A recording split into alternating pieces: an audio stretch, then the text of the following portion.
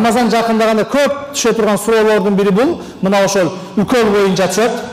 Алдын ала айтып коелу, бул үкөлдүн бардык түрү ооздашпайт, бул аалымдардын бирдиктүү фатвасы. Буга чейин кээ бир аалымдар ачылып калат башка деп жүргөн, бирок ачылбайт. Ошол учурда бирок ооздон сайган, мурундан сайган, жанакы ашказанга түз бара турган органдардан сайыла турган үкөлдөр бура турган болсо бузулуп калат. Ошондуктан орозого даярданып, көбүнчө тиштерди оңдотуңуздар. Биздикилер мына ошол 11 ай жүрөт дагы орозодо тиши ооруйт да. Дамла тишим ооруп атат, баары дарылатсам болобу, үкөл койдурсам болобу деп болбойт. Кечке чейин чыдап туруп ооз ачкандан кийин барыш керек. Ал эми ооз ачкандан кийин тахажжуттан каласыз, таравихтен каласыз. Ошондуктан бүгүн даярданып Рамазанга тишиңерди башкаңарды карап койгула. Ал эми калган үкөлдөр боло турган болсо, жамбаштан алына турган, тамырдан алына турган үкөлдөр буларга уруксат алынып, ооз ачылбайт, бул экинчиси. Анан үчүнчүсү мына ошол бир врачтын көзөмөлүнөн өтүп коюңуздар. Чындыгында орозо кармасаң өлүп каласың дей турган болсо кармабасаңыздар болот. Анан сальпал боло турган болсо кармаганга аракет кылыңыздар. Кудайдын кудурети 13 саат, 14 сааттык орозо, бирок канткенде орозо кармасам болот деп эмес, канткенде кармабай коем деген суроолор күйдүрөт.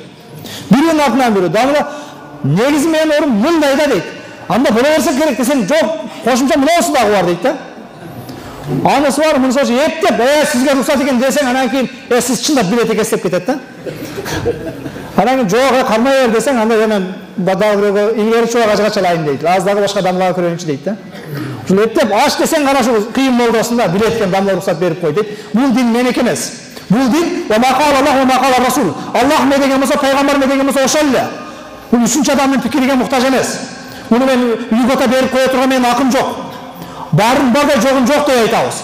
Чындыгында медицина, врач, доктор кармаба деген болсо уруксат. Болгондо дагы ал врачыңыз ошол Кудайдан корккон, орозонун кадыр баркын билген бирөө болсун. Анан өзү жанакындай орозо кармабаган динсиз бирөө боло турган болсо, ал элдин баарын орозо кармабап ооруйсун деши мүмкүн. А болсо пайгамбар саллаллаху алейхи вассалам кээде врачтардын сөзүнүн үстүн коюп алгандар бар. Мээримдүү пайгамбар өзүнүн куттуу хадисинде суму ва тасихху, орозо кармап ден соолугуңарды чыңдагыла дейт. Бул орозо ден соолукту чыңдайт, касал кылбайт кайтып. Кээ бирөөлөр менен чыдабайм, тез жешим керек дейт. Кече Түркиядагы окуя көбүңүздөргө үлгү окшойт. 156 саатта чыкты тирүү. Эмне жааттым де да, 5 жашар кызга. Курсагың ачпадыбы десе, бир таанышым алып кеп берип атты дейт. Аллахтын кудурети. Ким ал? Деңиздин түбүндөгү китке, киттин тиши аркылуу суудагы майда курт кумурскалар киттин тишиндеги жанагы калдыктарды жеп өмүр сүрөт экен. Аллах таала рызкы берүүчү зат. 296 саат, 248 сааттан кийин биздин куткаруучулар алып чыкты бир семьяны. Канча сутка болуп кетет? 14 саат, 15 саатка чыдап айтасыздар.